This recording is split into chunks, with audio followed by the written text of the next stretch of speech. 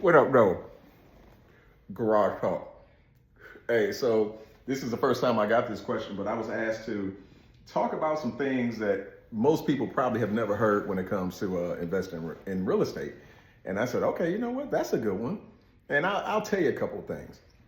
So most people, when they get into real estate, they think it's ABC 1, 2, 3. Everything's professional, and it just goes, one foot in front of the other. But it doesn't.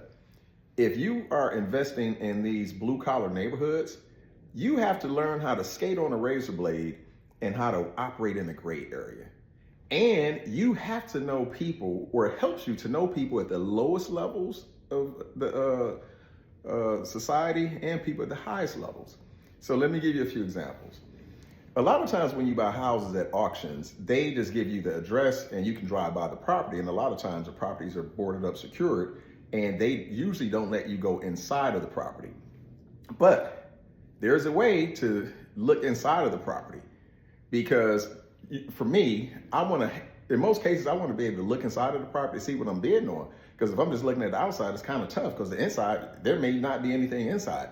And I'll just tell you this, every time I buy a property at the auction, I get pictures of the inside of the house 100% of the time. Now, I can't tell you how I do it because I'm not going to put it on here, but that's one thing that most people don't even know how to do, or know that they may have to do it. The other thing is, if you have a house and you need to secure it, some people get security cameras, they get locks, alarm systems or whatever.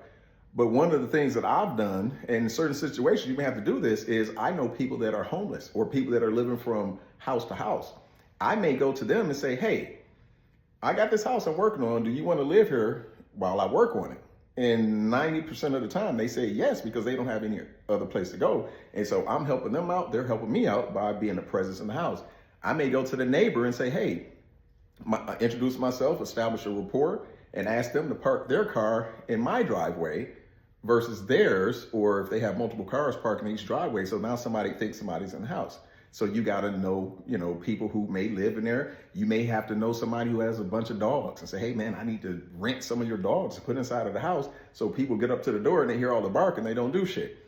I had a lady who let the utilities go off for like 2 months. And so the whole family was shitting in the toilet until it overflowed because the water was off. Then they started shitting in garbage bags in the basement. So now I got to have somebody to come and clean all of that shit up once I evicted them. So who do I go for that? I can call a company to do it, but they're going to charge me an arm and a leg. Or I go to my homies on the corner, get them some suits and gloves and masks from Home Depot.